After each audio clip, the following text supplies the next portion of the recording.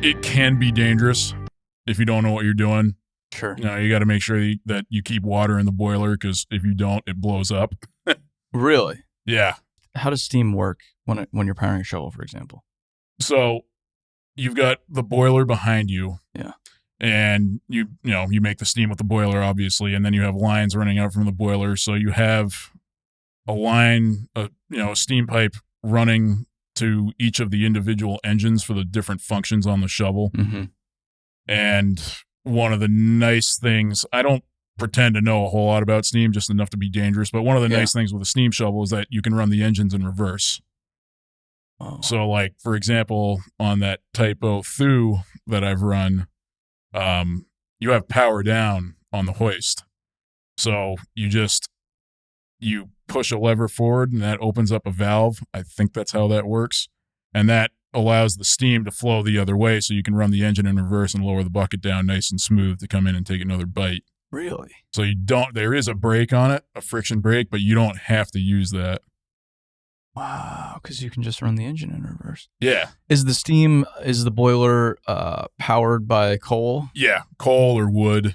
Coal or wood. I know some guys like to use wood because wood burns a little bit cleaner. Because with steam, there's a lot of maintenance that comes with it. So, after you're done using it, you gotta sweep out the boiler and whatnot. You gotta brush all the tubes and everything, get all the soot out of there. Because with coal, especially, the coal is very corrosive. Yeah. I'm sure you knew that. But so if you just let all that coal residue sit in the boiler, it rots the boiler out. So, there's a lot of maintenance that goes along with it. So these equipment shows, who facilitates equipment shows? So usually they're run by different clubs and organizations. Like Brownsville, that's all put on by the National Pike Steam, Gas, and Horse Association, which is basically run by Bob and Shirley Kelly. Yeah. They've been putting that show on for the last 40 years, give or take.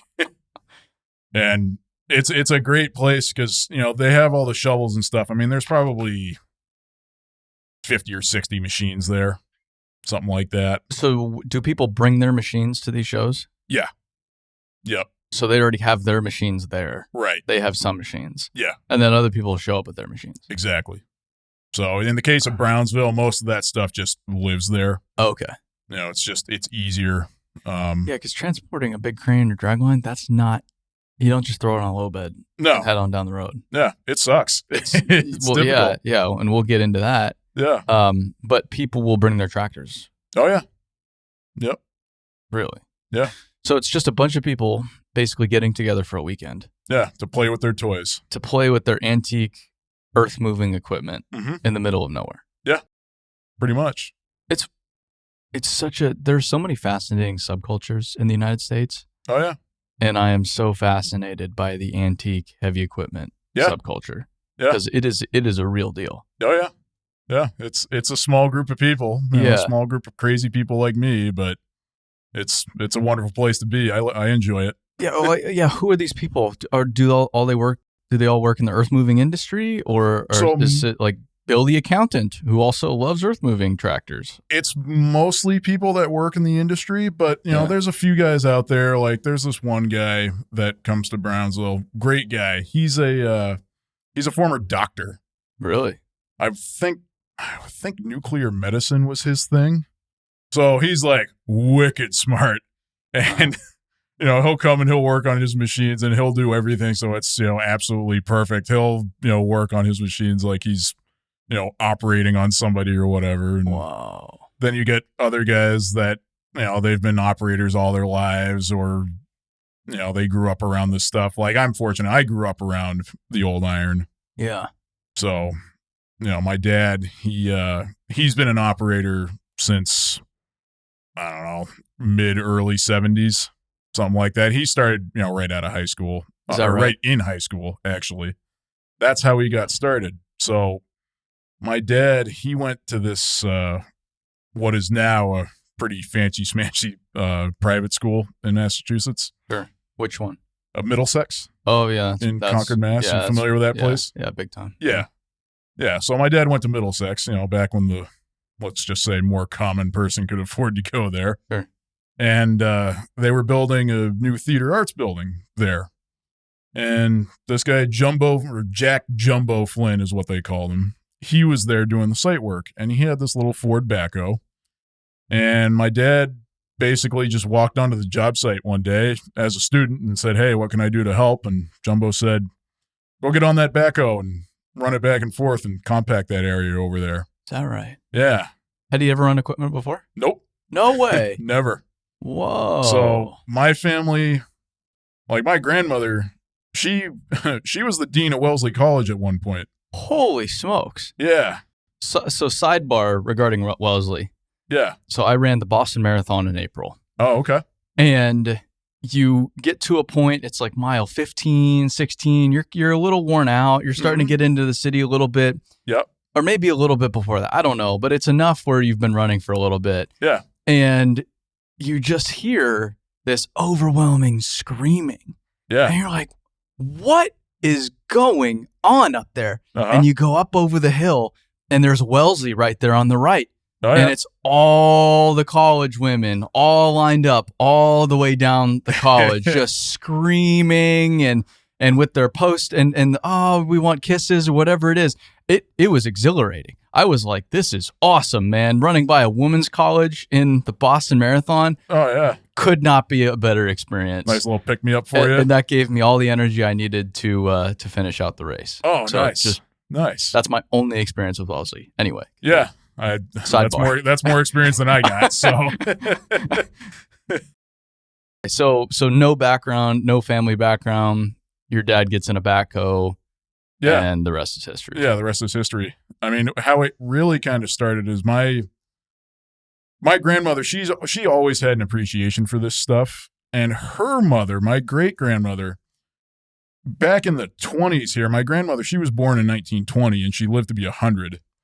And wow. Yeah, and she was wonderful, just the absolute most wonderful person you could ever meet. And she used to tell me this story about back in, this is probably the late 20s, her mother took her to see this construction site where they were building this bridge in Cambridge, Mass, I believe.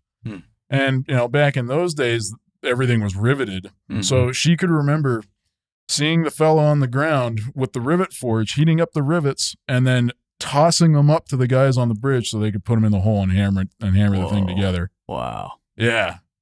I feel like most people have a memory of watching a construction site at some point. Oh, absolutely. I hear that from a lot of people. Oh yeah, we used to watch this construction project growing up. There's nothing better than watching construction. Yeah.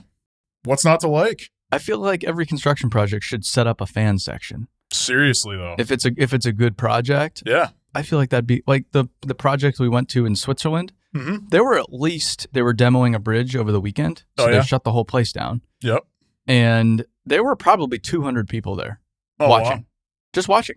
Yeah. It was amazing. Old people, kids, middle-aged people, like couples, all just watching the excavator knock a bridge down. Nice. There you go. What's not to like? So where does your dad go throughout his career? So my dad, after he got done working for Jumbo, he went to work as an oiler on a dragline for this old timer named Joe DeDeo was his name. And he had an LS98 link belt dragline, which is like a 1.25 yard machine, 1.5 yard machine. Yeah. And he oiled on that for 2 years. So that's just doing, all the greasing and oiling and wrenching on it and everything. Yeah. Explain draglines and oilers, because being an oiler on a dragline, that's a pretty essential task. Yeah. So with draglines, with the old friction rigs, there's a lot of moving parts on them. So you have a bunch of, daily grease fittings that have to be done. So, things like the hook rollers for the house, the swing pinion, the travel gears, the idlers and the rollers and whatnot on the undercarriage. Because, as you're digging, that machine's rocking back and forth. Mm-hmm. So it's very important to make sure that, all those rollers and idlers and everything are greased so they can roll with the machine. Yeah. And, you got travel locks on the machine, so you won't pull yourself in. but you're going to be moving back and forth a little bit. So, and then, for the oiling, the machine that I run every day, that 9570 Northwest, it's fairly late. It's a 1975 machine. Mm-hmm. So that has an actual drip oiler on it that, oils the swing shaft and things like that. So, that you fill up as needed. You can time, there's like 5 or 6 oil lines that come off of it, and you can time how much oil drips out of those. So, and then, on the early machines like shovels and everything with the chain crowd, that would have to be oiled, every 4 hours or whatever, so you can keep those chains lubricated. Yeah. So there's a lot to it. It's, you're basically, your full-time job is maintaining the piece of equipment. Yeah. When I was on the railroad, it's this weird union deal where if you have a crane in California, I'm sure the East Coast is like this too, you have to have an oiler with the crane. You can't just have a crane operator. But it was a brand new crane. Oh, yeah. Brand new. Yeah. And the oiler got the crane operator water bottles. Yeah. There's nothing to do. Yeah. It's just this position that used to be completely critical on this older equipment that they still have today. Oh, yeah. But you don't understand it today, but then you see these older drag lines, you're like, oh, I get it, because that's a hard job. Yeah. I mean, on the machine that I run, I'm non-union, so I don't have an oiler, but I spend, anywhere from an hour to almost 2 hours some days greasing and oiling that machine before I go to work. Yeah. Oh. So, when I do the undercarriage, when I do it completely, that can take a while. Holy smokes. Because there's a lot on that. I have so many things to ask you. Why do you use the machine you do? So the advantage with a dragline is you have the ability to reach much further than you do with like a long reach excavator. Mm-hmm. And you have the ability to have a much bigger bucket. Mm. So right now, the machine that I'm running, that has 100 feet of stick on it, 100 feet of boom. And I run that boom at about 35 degrees or so. Mm-hmm. And I can reach, I run 105 feet of drag rope on that rig. And I can throw that bucket all the way out there. Yeah. And, so I can have 105 feet of reach and have, basically a 3-yard bucket full at the end of it. Whereas, with a long reach excavator, if you wanted to have 100 feet of reach, you'd have to have a huge machine and only have a little teaspoon on the end of it. Yeah. I think there was for the Jetty project, that was about 100 foot. It was a 60-20. Yep. Big machine. Oh, yeah. Yeah. Mm-hmm. So what are you digging? So I'm digging sand and gravel. Sand and gravel. And, whatever else comes up. Is it underwater? Yeah. Oh, okay. Yeah. All right. So that makes a lot of sense. Yeah. Yeah. So you have to use something that can dig through the water. Right. You can't use a conventional machine ruled out. Right. Or you can use a conventional machine, but you're just not getting very much. Right. Exactly. You're limited by your reach. Yeah. So you're digging so the water table's high where you're at. Yep. You're casting it out there. Yep. Pulling it in at 3 yards at a time. Yep. And then flopping it up right next to you. Yep. Where it'll be mined with a loader, I take it. Yeah. Yeah. They haven't done it lately because they've been short on guys and equipment and whatnot. So yeah, I haven't had a loader there in a while. They needed it in one of their other pits, the company that I work for. But you're just piling it up right now? Yeah, just stack and stack and stack. Wow. I got a mountain there. I'm sure. How much can you move in a day typically? Oh, I have no idea. I don't count. The thing is, in the material that I'm in, every bucket's different because there's a lot of clay mixed in there too. Huh. So that's the one disadvantage with the dragline is that you don't have the down pressure. So you're relying entirely on the shape of the bucket and, the angle of the teeth and where your drag chains are and whatnot in order to be able to get a good bite in there.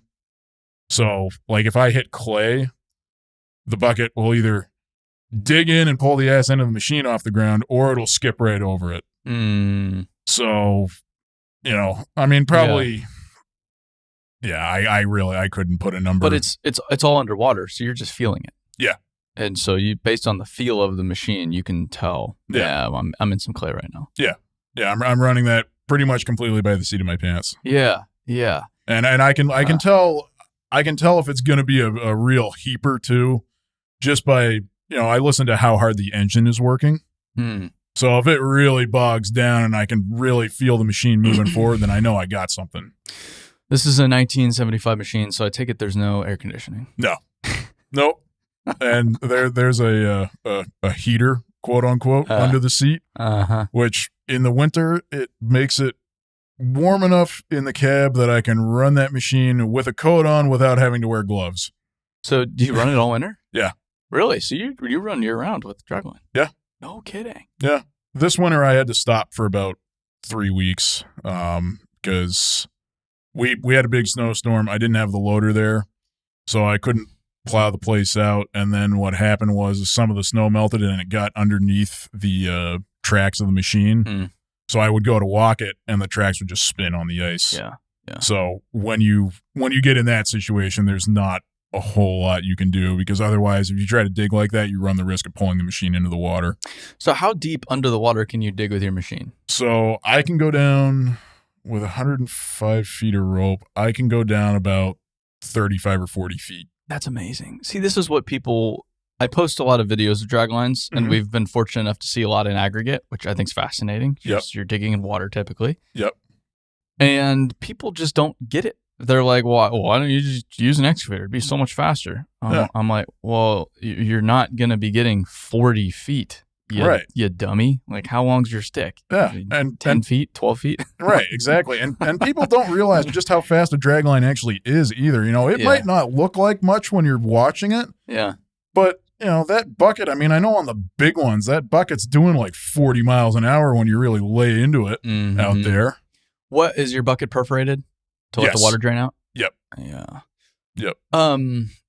Oh, shoot. So when I share stuff about draglines, because draglines are mythical creatures in the dirt world, I feel like they're very rare. Yeah. And they're not typically seen. I know they're a little bit more common in the Northeast. Yeah. By a little bit. Yeah, that's not saying a whole lot, but they're out there. Everybody's like, well, that would be really fun for 3 cycles or whatever it is. But every dragline operator I've met really likes what they do. Yeah. So why do you like running a dragline? Assuming you like it. Oh, I do. And albeit when things are going well, it can get to be mind-numbingly boring. Because you are doing the same thing. But the thing that I like about running a friction rig is like, I really enjoy being able to throw that bucket out there. Because, with a friction rig, you can fling that bucket way out beyond the end of the boom. So, I kind of enjoy doing that. It's fun. It's like, it's kind of like you're fishing. Exactly. You use the force of your swing to cast the bucket out. Yeah. And, there's a couple different ways you can do it. One of the ways you can do it is if you just pull the bucket in towards you and let off your drag brake, you can throw it out. You can throw it out that way. Yeah. But really if you really want to fling that sucker out there, you pull that bucket in towards you and then lay into your swing and then let off the drag brake, and that'll really toss it because you're using the momentum of the swing to throw that bucket out there. Yeah. And that's pretty fun. Can you friction rig? How does that work? So a friction rig, instead of having hydraulic motors to do the work, you have clutches and brakes. So basically how a friction rig works is you have, in the case of my machine that I run, a Murphy diesel that has a big clutch on the end of it. That clutch spins a pair of shafts, and then the shafts you have your drums on each shaft, and you have a round clutch inside each on the inside of the drum. And my machine's air controls, so when I engage that clutch, or let's say I engage the drag lever, what that does is that sends air to the air cylinder on the drag clutch, and it takes those clutch surfaces and pushes them out. So it grabs the inside of the drum and it makes the drum turn. And then when I want to stop that, when I want to get on my drag brake, I let off on the clutch and push my drag brake down, which is a foot pedal on the floor. And, it's the same thing with the hoist.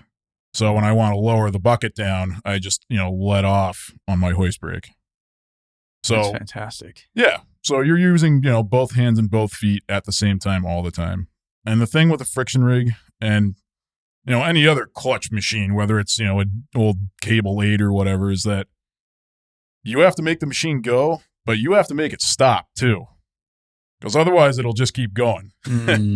That's the difference. Mm-hmm. So, with a friction rig, with a hydraulic machine, if you let go of everything, everything stops. Yeah. If you let go of everything on a friction rig, all hell breaks loose. Really? You're going to have, rope flying and this and that. So, wow. You have to make it go, but you have to make it stop. So it is mind numbing, but you're having to think. Yeah. All day. And it is a quite physical. Yeah. It's not like a hydraulic machine with electronic controls where it's just the joysticks and you're chilling, man. Yeah. That's a very physical. Oh, yeah. People that don't understand operating very well, like one guy, he's like, the operator has to go up and sit in his seat for 12 hours and just sit there. I'm like, well, apparently you've never run to Dozer and Rock before. Yeah, right. You do that for 5 minutes, and you're like, this is a very physical job. Oh, yeah. Running a friction machine mm-hmm. from 1975, that's as physical as it gets in the operating world.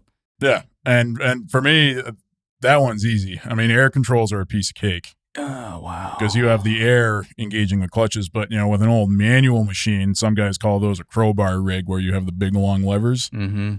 That you're doing all that, completely manually. And, I've run a lot of machines. The thing is with the mechanical machines, those really get stiff from sitting. So there's a real art in, adjusting those, because if you have the mechanical rig right, you can run it with your fingers, literally. Like I was just last weekend, I was on a 10B Bucyrus series with a hoe on it, and that machine you can run with your fingers, no problem at all. But really, it's getting those to that point that can be a lot of work, because you got to, there's a lot of the old time guys, they'll say that the grease is for the machine, the oil is for the operator. So you use the oil can to get all the controls moving smooth, to make it easier on you so you can run it. Wow. And, you get your clutches adjusted just right and everything. And a lot of things that some people might not understand is that with a friction rig, turning an adjusting nut a quarter turn can make all the difference in the world on how that machine operates. It is. So with all of this, it is amazing. Most of the machines at these shows are completely obsolete. Yeah. You won't see them on job sites. No. I mean, very rarely you'll see some guy running some way old tractor. You're like, wow, that's fascinating. Yeah. But draglines are probably among the only machines that you'll see still operating very regularly. Yeah. From, the 70s is late for some of them, 60s, 50s. Oh, some of them are old. Oh, yeah. And they're still full bore. Yeah. And still nothing can touch them. Yeah. Which is, it's amazing. Yeah. And there's a lot of old Manitowocks and a lot of old Americans still out there getting after it. Yeah, I think we went to Reading Anthracite. Yep. And they run a few of those. Yeah. I think Manitowoc. Yeah. 4600s probably. Yeah, that sounds about right. Yeah. I'm not a crane guy, so I don't know. Oh, that's all right. Yeah. We'll get you there. I don't know about that. But they also have that old dragline up on the hill. Oh, at Reading? Yes. Oh, the big one? Yeah. Yeah, I've never been there. I've seen the pictures. Yeah. I think that's a Marion. Yeah, it is a Marion. Yeah, she's a pretty big girl. Yeah. Sitting up on the hill. Yeah, what is that, like 50 or 60 yard or something like that? Yeah, probably 40 or 50. Yeah. I got you. I could be wrong. Yeah, I don't know a whole lot about that strip mine stuff, because where I live, you never had that stuff up my way. No, where you're at, it's really only gravel. Yeah, sand and gravel. Yeah, a lot of rock, a lot of sand, a lot of gravel, clay in spots. New England is very, very rocky. Yeah, so that's why you never see scrapers in New England ever, because they don't do well in the rock. Mm-hmm. So.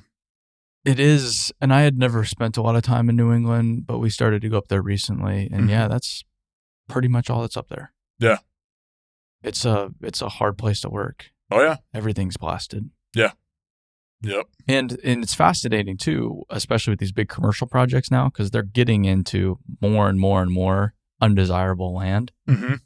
And so the projects are only getting bigger Right. to develop the same square footage Yeah. because they have to go into these hills. Yeah. I mean, And- that high school job they did up in Waltham there, Yeah. that was nuts. Yeah. That was How many yards of rock did they move for that? It was at least 500,000 yards exported. Yeah. All in road trucks, too. Yeah. To put 500,000 yards of rock Yeah. over the road Oh, yeah. in a residential neighborhood. Yeah. When we were out there, they were running 120 trucks, and they're like, yeah, this is a slow day. Wow. They had a whole scale house set up Wow.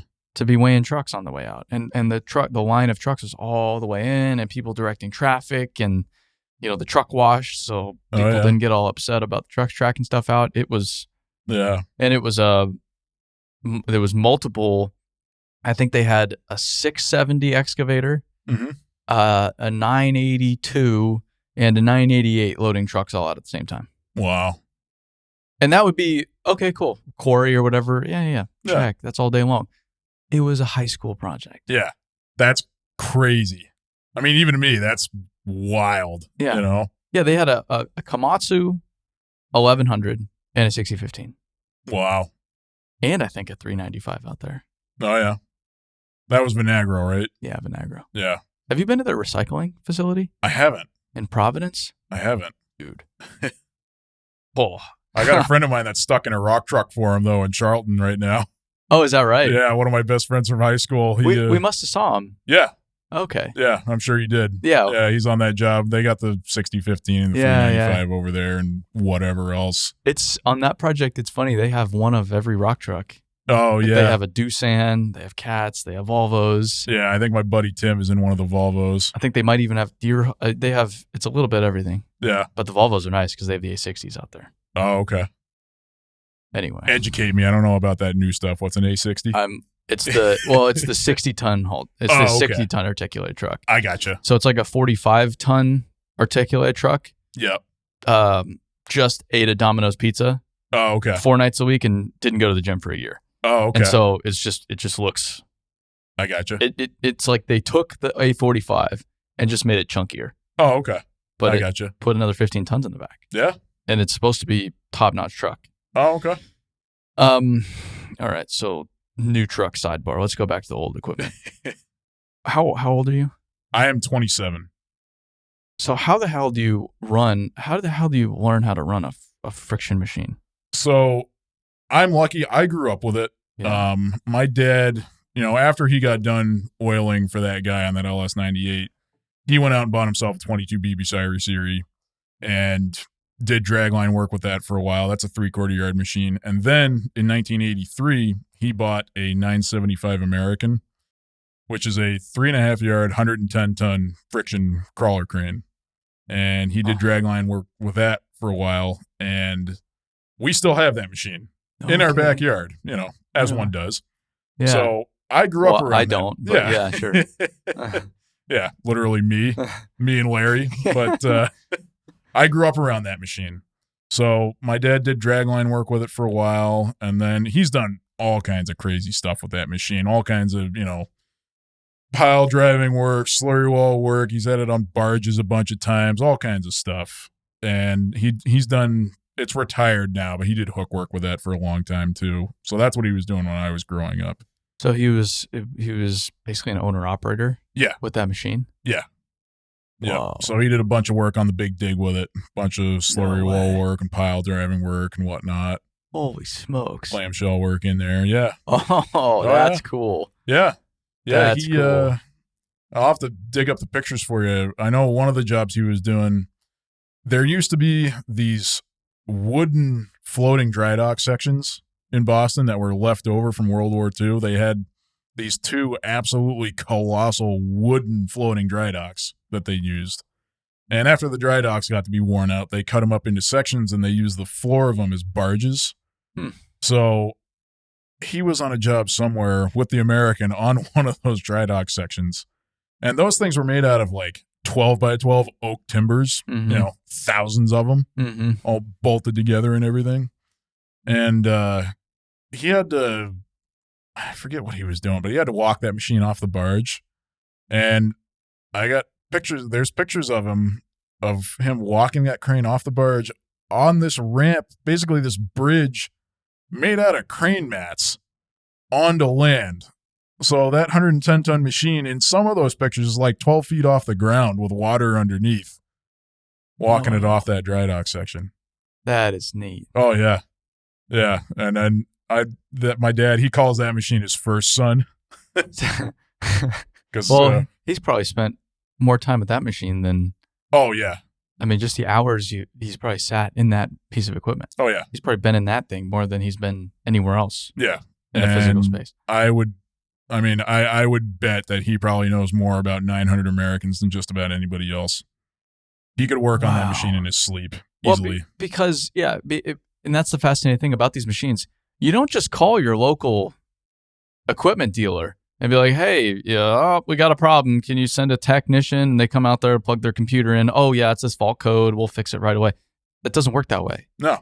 If it breaks, that's on you. Pretty much, yeah. Yeah. Especially now. Yeah. So you have to know everything about that machine. Yeah. Because it's wholly your responsibility. Yeah. Yeah. Which I know is how it used to be for every machine. Right. But not nowadays. Yeah. And, the problem that you run into now is that, a lot of the old guys have retired or died or whatever. Mm-hmm. So the knowledge, isn't out there like it used to be. Why, you being 27, the same age, why don't you like why are you drawn to the old stuff rather than the new stuff? Aren't young people supposed to be all about GPS and technology and, we have the latest technology, that's how we attract the next generation? Which I feel like is it's a little misguided. Yeah. Well, what's so appealing about it? I'm not taking away anything from guys that run new stuff, but I feel like in a sense, a lot of the skill has been taken away because, you got these machines that'll practically run themselves now. And that's, no disrespect to anybody that's running new stuff, but I like a challenge. And, guys back then, they were running the stuff 100 years ago, and look what they were doing 100 years ago with this stuff. Yeah. And I think it's cool to have that skill. And I like that. I'm trying to think how to phrase this. It takes a certain person to be able to run a friction rig, but you can do a lot with one. And in some situations, I just think they're better, like pile driving, for example. I don't know how much you know about pile driving, but an unfortunate amount. Yeah, because I used to. Oh, you used I had an involvement in a pile driving operation. Oh, did you? Yeah. Oh, okay. A few miserable months. Yeah, it's hard work. I was in charge of counting blows. Oh. Yeah. Oh. Yeah. Yeah, my head hurts just thinking about it. Yeah. So not only was it enough to be around a pile driving operation to just listen to the hammer, but I had to listen to the hammer because that's how I was doing my job. Right. Right. Yeah. So like, when you're pile driving, how sometimes you'll hit a soft spot and that pile will jump. Mm-hmm. Well, if you're doing that with a hydraulic machine and the hammer doesn't let go of it, bad things can happen. Mm-hmm. That's how that rig went over on the Tappan Zee Bridge. Is that right? Yeah. I believe that's what happened. They were pile driving with it and they hit a soft spot, and those pile hammers, they have an automatic release on them for when something like that happens. Well, that didn't work. And it pulled, and I think that was a 650-ton Manitowoc, and it pulled that entire machine over the old bridge with traffic going. Oh. Didn't kill anybody somehow, but if they had been using a 4600 ringer or whatever, if they'd hit a soft spot, it would have just pulled through the brake. Yeah, and nothing would have happened. So, I very much feel like friction rigs have their place still. That is so interesting. Yeah. Some things you don't think about, And heavy equipment, so they're, you think technology only makes things better, but I don't think a lot of the technology's made heavy equipment better. I agree. And it could be a potentially controversial opinion, but a lot of companies still run the old, like the scrapers, for example. Oh, yeah. Most companies still prefer the scrapers out of the 70s and 80s. Yeah. Decades old. machines Yeah. that outperform the new machines. Yeah. Yeah. And unlike the stuff that's being built now, see, this is the other thing I like about old equipment. The stuff that they built back then, when they built something, they meant it. Yeah. They built it to last. Yeah. New stuff, they don't build it to last. They build it to get used up and then throw it away. That's exactly it. You Yeah. know? Yeah. I mean, I have a 1925 American crane at home. That's the oldest machine I got. And that sat in the same spot in northern Vermont for 54 years that I know about. Dad and I got it running in an hour and a half.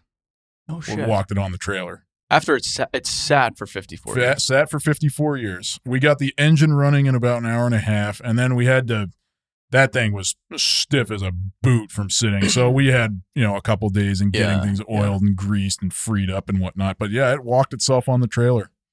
Got a 935 cubic inch Hercules gasser in it. Whoa. Yeah. It's got like a 5 3/4 bore in it. So, a great big coffee can sized pistons flailing around in there. I'm sure that sounds pretty damn.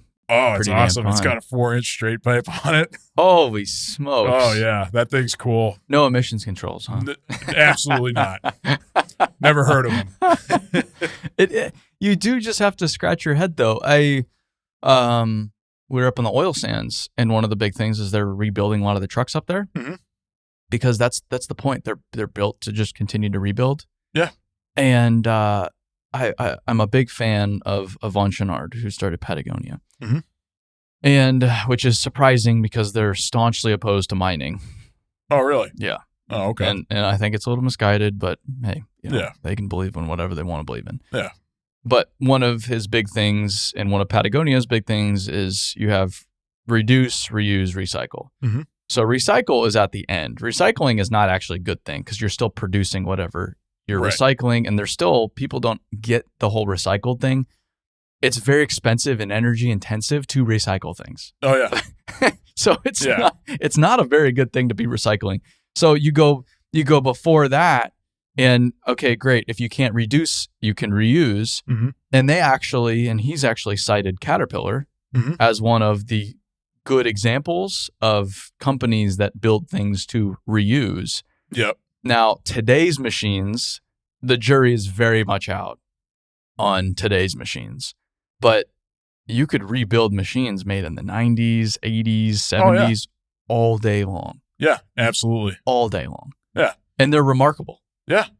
And, if you got the time and money, you can do anything. Mhm. I mean, you want to talk about steam powered stuff again. There's this guy out in North Dakota, Corey Anderson. He's got the 150 horsepower case steam tractor. They built 6 of those back in around, 1913 or so. None of them survived except for the boiler for one of them. Corey, he owns a foundry. So he said, you know what? I want a 150 case. So he built one from scratch. Did he had to have the schematics or something? Yeah, he researched and he found all the original blueprints at Case. Because, Case, they've been around for a long, long, long time. Yeah, yeah. So he was able to find all the blueprints and he built that machine from scratch. So, if you got the time and money, anything's possible. Well, and a foundry. Yeah, and a foundry. Yeah, that helps, that's especially pretty on a neat. steam tractor where everything is cast. Holy smokes. Yeah. And at that point, it becomes almost priceless. He's got the only one. And, I know guys, Gary Mahan, he's a big collector of trucks out in New Jersey, a big Mac guy. Nice guy. He'll take a truck where it's basically a frame and a couple of axles and build it. Bring it back. He'll build a cab, hood, radiator, all of it. And when him and his guys do stuff, it's perfect. Absolutely perfect. Being mechanically inclined is a skill set I wish I had. Mhm. Because growing up, no mechanical inclination whatsoever. Yep. None. I started to do things with my hands when I got into aquariums, funny enough, Yep. where you would have to wire things Yeah. and plumbing and woodworking and working with glass and rock. And there's a lot that goes into it. Yeah. And chemistry, it started to be really fun for me. Mm-hmm. But working manual labor, the first time I actually did formal manual work was when I was 14 years old. So I went my whole life not doing anything. Yeah. Because that just wasn't where I grew up. Yeah. But then I started doing it. I'm like, this is awesome. Yeah. I love doing manual work. Everybody talks shit about it. But again, I think it's misguided because it absolutely is. There's something so fulfilling about it. Yeah. But the problem is I've had to learn all of this stuff as a grown-ass man. Yeah. Like how to chain something down, how to use how to use chains and binders. I'm like, I don't fucking know how to use chains and binders. And I'm sitting out there struggling with it as a 26-year-old fully grown male, feeling like a total idiot because I didn't have the background. You know what though? That's all right though, because we all got to start somewhere. None of us were born knowing how to do this shit. You know what I mean? Yes. I got lucky because I grew up in it. Mm-hmm. I mean, my dad, he's got pictures of me on that American when I was, no feet tall, and so I got lucky there. But we all got to start somewhere. I mean, I still remember the first time I got in the seat of a friction rig. Yeah. And I did the first thing that everybody else does. It was a 22B with a clamshell on it. And I got in that machine and I pushed that lever forward and I picked that clamshell up off the ground and then I released the lever and didn't put my feet on the brakes and I dropped the bucket and all the rope went off both drums and made a mess. And, nice. Then I got it all back on the drums and I learned. Yeah. It just takes practice. That's all it is. As Garrett would say, there ain't nothing to it but to do it. But that's what's frustrating is I feel like you have to learn a lot of this stuff through mistakes, but there's this culture now in the industry that mistakes are not tolerated. Yeah. Yeah. And I'd go with that. And so how do you learn then? When you make a mistake, if that boss is being a dick, you just tell him to fuck right off. Is that the but then he'll just say, okay, then you go fuck right off and go find another job. Even though they can't afford to fire you, they're going to fire you anyway because that's how they grew up. Yeah. You got to stick up for yourself though. I think you do. Mm-hmm. But there's these big companies that have like no mistake tolerance whatsoever. You scratch a machine, you're fired. Yeah. And of course, obviously there's a fine line. It's not that easy to just tell your boss to fuck off. Yeah. But you know what I'm saying. Yeah. So. Yeah. And it's definitely, I think it's a different world that we're living in now. It's a different world. Yeah, and that's the point. People like you are rare. Yeah. There's not many people that grew up on friction machines anymore. Yeah. And we're expecting all these kids to show up on these job sites and know everything. Right. But how are they going to know everything though if they don't have any experience prior? You got to be able to teach them. That's it. And but you even have to know how to teach them because, like for someone like you, it's different because you've just naturally learned your entire life. Yeah. You didn't at 18 years old start learning. Oh, so here was how I was taught. Right. Because you were taught in a different way because you basically just through osmosis. Absorbed a lot of what you know. Yeah. And so you have to, people like you have to go back and figure, all right, and break it down. Like, so how do I do something? How do I articulate it? Which you've done a very nice job of today. Oh, thank you. And how do I pass that off onto somebody else? But a lot of people don't have the patience or the project schedule is so tight or their boss is up their ass about production that God forbid we slow down to teach someone how to do something. Yeah. And here we are. Yeah. Yeah. It's tough. Yeah. The patience there to teach somebody is not there like it used to be. Yeah, because that's not how they were taught. Right. They got shit thrown at them. Yeah. And back in the day when you actually had oilers, you learned how to run the rig when you were the oiler because you'd get on it at lunchtime or whatever while the operator was eating his lunch and fiddle fuck around with it and figure it out. Mm-hmm. So, but you don't have. We don't have that culture the way that we used to. Well, that's the downside of GPS and grade control. Mm-hmm. So now that operator doesn't need somebody on the ground with a grade rod telling them, yep, you're good to go, or with an eye level saying, yep, you're good to go. But that's where you learn how to run the excavator. That's the best place to learn how to run a machine and grade a project and manage earth moving operations on the ground. Right. But now you've eliminated the ground person because you can't find those ground people anymore. Right. I've replaced them with technology, which I'm all fine with. Getting more efficient, great. Yeah. But now we have even less entry level positions than we used to have when we have a greater workforce problem. Right. And all these jobs that you look at, they all say, oh, you got to have at least 3 years experience or 5 years experience. And yes, how are you supposed to get that if nobody's willing to teach you? That's it. And that comes largely from production. We need to meet production. The schedule is up our ass right now, and we can't make mistakes because this GC is going to kick us off the project if we scratch something. Yeah. So we need experienced people, but then experience doesn't actually mean a whole lot. Right. And everybody knows it, and yet they still require it.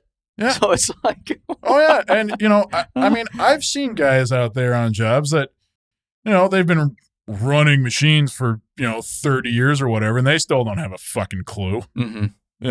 Yeah. There are some people that they just have a natural inclination for it, and some people just don't. Yeah. And some guys are all talk and no walk.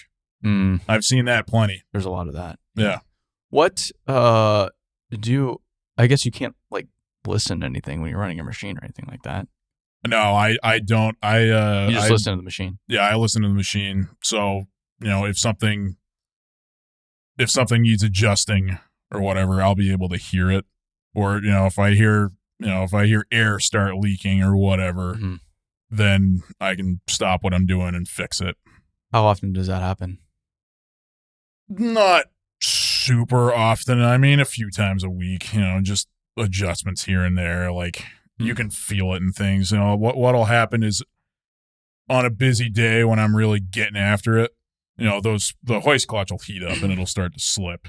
So it won't pick up the bucket. So, I'll have to stop and get out and adjust the hoist clutch, tighten it up a little bit. So, things like that. Is it your machine or is it owned by the company you work for? It's owned by the company that I work for. Interesting. But you guys have machines like that? Yes. Yeah. So between my dad and I, we have about 100 pieces of antique construction equipment and trucks and whatnot. That's the other thing we like. We like antique trucks a lot too. Wow. Yeah. And it's all at your homestead? Most of it's at the house, yeah. Just sitting in the yard? Yeah. Holy We're trying to get a building up so we can actually, get some paint on some of this stuff. Oh yeah. No, it'd be nice to be able to drag these machines home and, really restore them properly. Yeah. But, what I do now is I just try to make sure that everything that I have runs good. Really? Runs and operates the way it's supposed to. Because it's not, when you bring a machine to an equipment show, it's not like a car show. It doesn't have to be perfect. Yeah. If it runs half-assed decent, then that's fine. There's nobody's judging your stuff or anything. But that's a lot of work to maintain all that equipment. Oh yeah, it is. So you guys perpetually tinkering on stuff? Pretty much, yeah. I mean, I go to work and run an old crane, and I come home and work on old cranes. Or whatever it may be. Is it like pretty much sun up to sundown? More or less. Yeah. And your dad's always out there too, I'm sure. Oh, yeah. Wow. Yeah. In the wintertime, we slow down because, obvious reasons. Yeah. But, yeah, it's a lot. I mean, we enjoy it. But it's a lot of work. It's not for everybody. Yeah, but if you enjoy it, then yeah, that's it. Yeah. You don't have to explain it. No. I'm living my life. I'm living my life the way I want to live it. So yeah, life is good. Where do you find these machines? So a lot of them I hear about through word of mouth. I get stuff sent to me a lot. Recently I've found quite a bit of stuff on Facebook, believe it or not. Go figure. Like my Turnadozer that I have, that's one of the most unusual pieces of equipment I have. And that I found on Facebook, of all places. It was posted on Facebook in Western New York State, and I showed it to Dad, and he goes, "We got to have that." So I sent the guy a message, and we went out and looked at it and bought it. And you familiar with those at all? No. That's a really interesting machine. So they steer like a skid steer. And, you're familiar with the Laterno name. Yeah. he built a lot of wild, crazy stuff back in the day. It was like he was a true heavy equipment pioneer. Oh, yeah. And they just tried shit, which I wish they would do more of nowadays. Yes, exactly. But they built some wacky stuff back in the day. Oh, yeah. Yeah, I like to say that, Letourneau was basically a madman that they let design equipment. Yeah. But the stuff that he built, it was goofy, but he built some wild stuff. He probably has influenced the earth-moving equipment lineup more than anybody else. Yeah. In terms of, from a variance of different designs. Yeah. Because they had their hand in everything. Oh, yeah. Yeah. I mean, they've built a little bit of everything and, custom one-off stuff. Yeah. Well, like in Vietnam, I believe they had these, giant tree crushers out there working, which were these big, absolutely monster, I think they were 4-wheeled things that they had these giant steel wheels on them with this big brush guard out in the front. Whoa. And they were designed to basically just, stomp through the jungle and, crush all the trees so they could build roads and this and that. Yeah.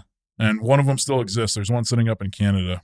No way. I think in British Columbia, yeah, that wound up there. It's in a museum. Yeah.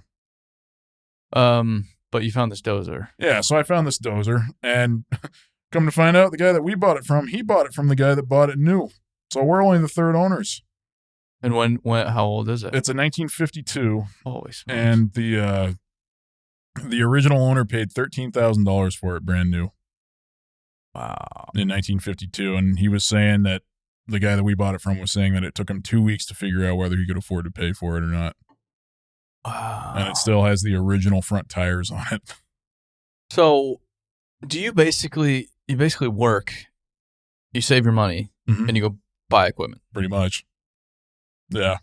And it's like the responsible adult that I am. Hey, you're in your 20s, dude. You can do whatever the hell you want in your 20s. Yeah. I decided to waste all my money on a company. Well, it seems to be working out for you. So, I mean, from the outside looking in, anyway. Yeah, that's the trick. That's the trick. Yeah. Running a tight shipwreck, are you? Yes. Yeah. But do you sell any of this equipment, or does it just accumulate? It just accumulates. How much land do you guys have? We got 40 acres. Oh, that's enough. Yeah. Yeah. Yeah, I thought that would be enough until our shitty neighbors came along, but... Oh, did they complain about the equipment? Oh, yeah. Really? Even though you can't see any of it from the road. So why do they complain? I don't know. We have this one couple in town that thinks they're the Temple HOA, and, they think they own the town, and that's they just... Yeah, they put their fingers in everything, and it's unfortunate. So But it hasn't stopped you guys. No. Yeah, still bringing the tractors basically, the more they complain, the more I buy, because fuck you. Wow. Yeah. Wow. So is it, you work Monday through Friday, and then all weekend, either equipment show or tinkering around? Yeah. Or, going out for a drive and looking at stuff or whatever. Stuff to buy. Yeah. Yeah. I always tell people when they're getting into it, buy one machine and make it really nice, because as soon as you buy more than one, you're fucked. Yeah. It's over. Yeah. Because after that, it's just going to explode. Well, yeah, and you're 27. You're already screwed. So. Oh, yeah. Yeah, I have way more stuff than any one person should have. But, hey, you know what? Whatever. Does your dad still work? Yeah. What does he do? He's a union operator. Oh, is that right? Yep. He's in Local 4. Oh, Local 4. Yeah. That's awesome. Yep. Who does he work for up there? He's laid off right now, but he's worked for, all different people, Yeah. all different companies and whatnot. He's a crane guy. That's his main thing. That's what he likes to run. Okay. So, is that operating engineers? Yes. The Creighton still within operating engineers? Yeah. Yeah. Yeah. Pretty much anything that is in the actual construction world. So even stuff like a lull or a fork truck or whatever is considered Local 4 territory. Mm. And I don't really know a whole lot about how that works, because I'm not union, but he's been in. Well, he was in during the big dig, and then he got out to go off on his own, which he thought would be a better idea, and didn't really work out as well as I think he hoped it would. But he's back in now and things are going well. So to work anywhere near Boston, you got to be union. Yeah, that's a very strong. Oh yeah, very strong union part of the country. Yeah, and then Local 4 is big. They're big. It's like 5,000 members. Yeah, that's a big time union. Yeah, but a very good union too. They really have their shit together. So yeah. It's like anything. Mm-hmm. It's like any company. There's great unions. There's not great unions. Mm-hmm. There's great companies. There's not great companies. Yeah, yeah. I mean, it's like anything. Oh yeah, and we've all worked for shitty companies before. Yeah, shitty companies and shitty bosses. There's no shortage of them. No, I'm not going to name any names, but I've definitely had a few. So are you? But you're pretty much on your own nowadays. Do they just leave you alone? Yeah. Yeah. Is it just you where you're at? Yep. There's not even a guy with the loader. Nope. And even when there was a loader, it was still just me. Yeah. And when they would send trucks, I would get out of the drag line and load trucks. And I enjoyed that. I mean, it was kind of a nice break to go, back and forth between the two. Just switch things up and do something different. Is it just a local sand and gravel operation? Yeah. Yeah. And they have a concrete plant too. Really? Yeah. And the guy that I work for, he's a collector as well. So he's got a few machines of his own and whatnot. So how do people find an equipment show to go to? So, most of these groups now are on Facebook. I know National Pike is on there. HCEA, that's a big one. The Historical Construction Equipment Association. That's cool. And they're having their show. They own the National Construction Equipment Museum in Bowling Green, Ohio. And they have a traveling convention every year. And I think it's every 3 years it's at their museum. Wow. So it's going to be back at their museum this year. Is that right? Yeah. In Bowling Green? In Bowling Green. That's pretty close. Yeah. I can get there in a day from New Hampshire, so that's close enough for me. Yeah, but do you always bring a piece of equipment with you to these shows? Yeah. Yeah, and this year we're probably going to try to bring at least 2, and if not 3. Dang. Yeah, probably a low bed load and then a load on the pickup, and then my stepdad will drive the little trailer. No kidding. Yeah. Convoy. Yeah. Of old Hell shit. Yeah. Hell yeah. When let me know when that show is. Absolutely. I would love. Yeah. Bowling Green's close. Yeah. That's super easy. Yeah. And that's I've always really enjoyed conventions up there. And they have, I don't know, are you familiar with HCE at all? No. So they just rescued this, I think it's a 150-ton Terex haul truck. I forget what model. I guess it's the only one left. It sat in Oklahoma for decades and it was going to get scrapped. And Larry Kutkowski bought it for HCEA. And they've since then have taken it apart and moved most of it to the museum. And then Larry, who owns Lakeside Sand and Gravel, he's the former president of the HCEA, and he's got the frame and the engine and all that at his place, and they're working on that and getting that ready to go. And I think they want to put that truck together at the show, at least assemble it. I don't know what their plans are with it after that. Yeah. Whether they're going to drive it around or not, but I know that's one of the things that they're going to be doing there. And they have a big collection themselves at the museum. They have about 150 pieces. Everything ranging from horse-drawn equipment, all the way up to, 70s machines or whatever. And there's always a spread of new stuff that shows up too from the local cat dealer. At these, of course, yeah, you got to promote the latest and greatest. Yeah. Are these shows friendly to people visiting, or is it like this is kind of our club? No, not at all. Really? Come on out. That's cool. Anybody and everybody. Okay. All right. I think it's important that people see this old stuff and see how they used to do it back in the day. And, if we can get that person that has, their grandfather's old shovel sitting in the backyard or whatever, if we can get that person to say, hey, maybe I shouldn't scrap this, maybe I should fix it up, or maybe I should find a home for it, somebody that can save it. Yeah. If we can get, one person to do that, we're doing our job. Yeah. I guess that's the fate of most old equipment. It goes and is scrapped and is melted down and turned into Priuses. Yeah. Which is a damn shame. It is. And I've seen many a good machine go to the torch that shouldn't have. Yeah. We saw the other day, there was an old P&H shovel. Oh, really? At the scrapyard. Oh. Getting cut up. It was a big mining shovel. Oh, okay. Yeah, Hydraulic so, rig? yeah. Or? A rope shovel. Oh, okay. Yeah. I mean, it might have been a 4100, like an older one. Yep. It was up in the oil sands. Mm-hmm. And it just gets to a point where it's like, send it to the scrapyard. Yeah. Write us a check for however much it weighs, and that's that. Yeah. And when I buy stuff, that's basically who you're competing with, is the junk man. Oh, you basically have to just beat out the scrap price. Pretty much. I mean, it depends on the person. I've had a lot of machines given to me because somebody will have it and they just want to see it go to a good home. That's cool. You know, like that coring dragline I had at the Rockbuster show that last weekend. That was given to us. Is that right? Yeah, because the guy that owned that, unfortunately, he got killed on one of his other machines, and the family just wanted to see the coring that he had go to a good home to somebody that was going to appreciate it. That's tragic. Yeah. He put his hand in the number one rule with a friction rig is that you never get out of the seat with the master clutch engaged, ever. And I guess he was putting a swinger in it. So he had this Lima, and he was putting a set of swingers in it, and bumped the master clutch to get the clutch to move a little bit so he could get the pin in, and unfortunately it engaged fully and it grabbed his hand. And yeah, that doesn't bear thinking about. That's terrible. Yeah. That's terrible. So, I love this old stuff. Yeah. But you got to be careful. Got to respect it. You got to watch it because it doesn't give a fuck about you. So you got to respect it. But anyway. Wow.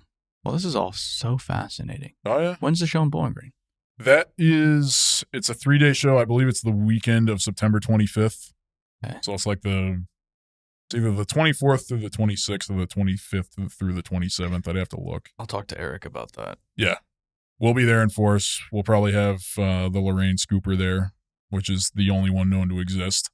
Maybe I'll bring up my cow skid steer. There you go. It's not old, though. That's all right. Do you think it'd be frowned upon? Like, I mean, it's been flipped over already, so it's got some time on it. That's true. Yeah. Yeah, maybe we'll bring the earth mover with us. Yeah, just keep it trackside down, No promises. No promises. Don't have a good record there. I posted a video the other day of they have in LA all of these waste machines. When you go to Quinn Cat, it's always like half the shop is waste machines. Oh, yeah. Which is awesome. It's the only place I've seen waste machines at scale before. And they have all these little skid steers that go into these transfer stations. And you're running in a tight area, so they put this guarding around the back, really heavy-duty guarding. And I was making fun of Eric, who's one hell of an operator. Yeah. But, Eric, they're going to put this on all of your machines now because it's basically meaning he bumps into everything. Oh, yeah. And someone on the internet said, do they make those for the roof as well? And I'm like, walked right into that one. I deserve it. Eric might be a hell of an operator. He's pretty good at breaking rope. Oh. He broke the drag rope on the coring last weekend. Oh, yeah. Yeah. Yeah, I did see that. It happens. You have to learn. Yeah, you got to learn. How do you break a rope? You just... If you catch a hard spot or whatever. Give it hell too much. Yeah. I've done that on the Northwest that I run before. When I first started there, I was digging in this one swampy section of the pond, and I threw that bucket out there in the mud, and it kind of stuck there, and I pulled that drag lever, and the machine went and broke that 1-inch wire rope like nothing. 1-inch rope. Yeah. So that's like a, 50,000 pound breaking strength. Woof. Something like that. Yeah. No problem at all. It's kind of like fishing, though. You catch a little piece of seaweed or something like that, or you're in a lake and you're stuck on a log and you give it too much. And yeah, it happens. And, as far as that goes, I mean, these old machines especially, it's really hard to actually break them. Stuff like breaking a rope or whatever, that's routine. Yeah. And on a small machine like that, on the coring, it takes 10 minutes to fix that. Really? If you got the right tools, you just cut the end off of it and throw it back through the crowfoot and, life is good. Go back to work. I saw them changing out the cables on one of their big drag lines up in North Dakota, maybe 2 years ago now, and they had to use a D10. Oh, wow. To pull the cable through the machine. Oh, yeah. Which was sweet. Yeah, I'll bet. But that just goes to show the cables and the weight that they have. Yeah, because they run, like 3-inch wire rope out there or something like that? It must be. It is substantial. Yeah. Substantial. Yeah. And then how do they thread the new one in onto the drum? I don't know. Yeah. Probably asked them about this, but Yeah. that is way above my. Yeah. Because area of I know expertise. they don't, on a regular machine, you lower the boom down to do that, but I don't think they ever do that on those. So I think what they do is they attach it to the old one, Yep. and as they unwind the old one, Yep. they wind the new one on there. Yep. Which is why I think they use a D10. Yeah. So That makes I sense. think that's what they do is, so the D10 sitting out in front. Mhm. Sometimes they will lower the boom. And maybe this is completely wrong. Yep. But the D10's out front pulling the old cable as they're feeding the new cable in behind it. I gotcha. Does that sound right? Yeah, that would make sense. Yeah. Okay. I mean, I don't pretend to know anything about that huge strip mining stuff either, but like I said, I've never seen it before. Yeah. So we'll need to get you in one of the big ones. I would love to do that. Yeah. I'd love to get in the seat, but I don't know if that'll happen. I don't know. We'll have to get you down to the White Rock. Mm-hmm. I think they run an 8200 Oh, nice. in aggregate. Oh, nice. I used to know a guy that used to put those together, those walking drag lines. That's a chore. Yeah. Yeah. Jim Brennan was his name, and he worked for Marion. And he worked for Marion for probably 40 years, and he traveled all over the world putting those things together. And he was absolutely the most brilliant human being I've ever met in my life. He knew what every wire, every circuit, every connection, everything on a walking drag line did. And there's a lot of components. Oh, yeah. Especially on one of those. Yeah. A friction machine like I run is relatively simple. Yeah. But a walking drag line is a whole nother animal. No, the house, it's like a Costco. Yeah. It's like a warehouse. You walk into the back behind the operator station. Mm-hmm. It is pretty comfortable. Like you could throw a football to somebody. Oh, yeah. Inside of the machine. Yeah. And not like just toss it. You could throw a football to somebody. Yeah. Yeah. My only experience with being in one of those is last summer I went out to see Big Brutus, the big stripping shovel out there in Kansas. Oh, and yeah. That is a hell of a place to go if you're ever out there. I've heard that's a really that's a treat. Yeah, it's something. I mean, it's got a 90-yard bucket on it, but it's a shovel, and there's no guts in it. I mean, all the motors are out of it now, but still, I mean, it's like a cathedral in there. It's cool they saved it. Yeah, yeah, and it was close. I know they kind of had to fight to be able to save it, but it's in good hands now. And when I was out there, they were just getting ready to paint it again. So, they take care of her, and there's some other stuff there now. There's a 1920 page drag line there and a homemade stripping shovel. That's really interesting to see. You try to put in an offer on it? Yeah. No, not that one. I'll take this off your guys' hands. 5,000 ton. That's a little hard to move. Just a few truckloads for that. 5,000 tons. I think that's what that thing weighs. Oh. Somewhere in that neighborhood. It's big. It's big. I mean, each set of tracks is taller than I am. So there's a lot of sets of tracks. Yeah, there's 8 of them. Whoa. Yeah, 2 on each corner. Yeah. And there's an elevator. It's not functional now, but there's an elevator that actually goes up through the center pin on those. Yeah. Well, I really appreciate you stopping by today. Oh, thanks for having me. Are you on social media at all? I am. I'm on Instagram at Old School George. Oh, I'm connecting the dots now. Yeah. Oh, yeah. That's me. No shit. Yeah. I'm way out of touch in the old equipment world. That's all right. So Old School George is you. Yep, that's me. Okay, that makes sense. Yeah. Yeah. Yep. Wow. Okay, great. So that's how people follow along your adventures. Yeah. Yeah. All right. Well, George, I really hope to see you at a equipment show one of these days. Oh yeah. Hopefully this year. I really want to make. Yeah. I know the summer is. Yeah, absolutely. And if you're ever in New England, come on up. I'll show you my collection. Yeah. I would really like that. I know Eric had a good time up there. Yeah, he was just up there last week. Huh? Yeah. There's a lot, and there's always something new to see. So. All right, cool. Well, yeah, we'll put that on the list and make it up there one of these days. Yeah, for sure.